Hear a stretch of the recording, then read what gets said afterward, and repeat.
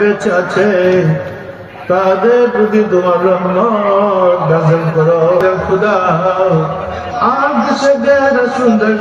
আসলে বিষয়টা হচ্ছে যে বাবা সরাসরি সম্মুখ বিভাগে যে যুদ্ধ করেছেন, তো আসলে ওই যেটা বললাম যে ধর্মীয়ভাবেও যদি হই তাহলে আমরা বাবা মানে আমার বাবার মুরিদ আমরা যারা আছি বা অনুসারী আমরা যারা আছি, আমরা আসলে দুইটা ফেজ থেকে, একটা হচ্ছে ধর্মীয়ভাবে রাসূলের আদর্শ অনুসরণ করা, রাসূলের আদর্শ হৃদয়ে ধারণ করে চরিত্রবান হওয়া, এরকম একটা বিষয়।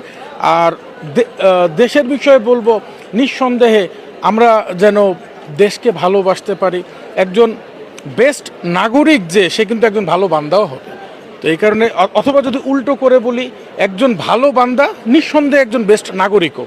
তো আজকের 16 ডিসেম্বরে আমাদের যেটা বলার, যে সমস্ত বীর মুক্তিযোদ্ধা ইনক্লুডিং বাবা, সমস্ত বীর মুক্তিযোদ্ধাদেরকে আমরা শ্রদ্ধার সাথে স্মরণ করি এবং এই অনুষ্ঠানের এখান থেকে সকল বীর মুক্তিযুদ্ধ যারা শহীদ হয়েছেন কিংবা যারা এখনও জীবিত আছেন, সকলের জন্য আমরা প্রাণ ভরে মহান রাব্বুল আলামিনের কাছে দয়া চাই, তিনি যেন তাদেরকে, আসলে আমাদের এই জাতি, নিউ জেনারেশন, আমরা যারা আফটার মানে মানে মুক্তিযুদ্ধের আমরা নতুন প্রজন্ম যারা, আমাদের মানে মুক্তিযুদ্ধদের কিন্তু এটা হক আমাদের প্রতি, ওনাদের কারণে আজকে আমরা একটা নতুন দেশ পেয়েছি।